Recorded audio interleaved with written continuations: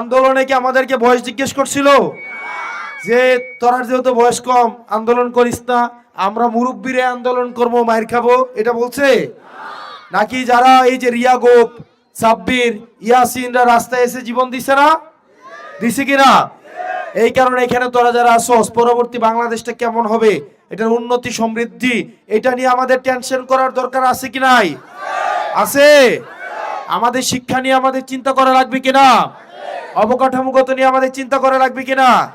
সুতরাং তোরা হয়তো ভোট দিতে পারবি না, কিন্তু কারা নির্বাচনে আসবে কি আসবে না, জিতবে কি জিতবে না, সেটা নির্ধারণে আব্বা আম্মা এলাকাবাসীকে সচেতন করার দায়িত্ব নিতে হবে কিনা?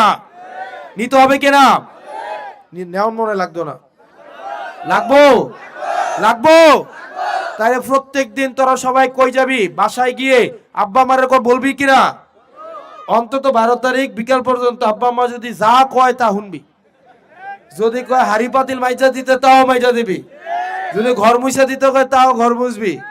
পারবি না তোরা? 12 তারিখ পর্যন্ত আব্বা আম্মারে রাজি করানোর জন্য যা যা করা লাগে তোরা করবি।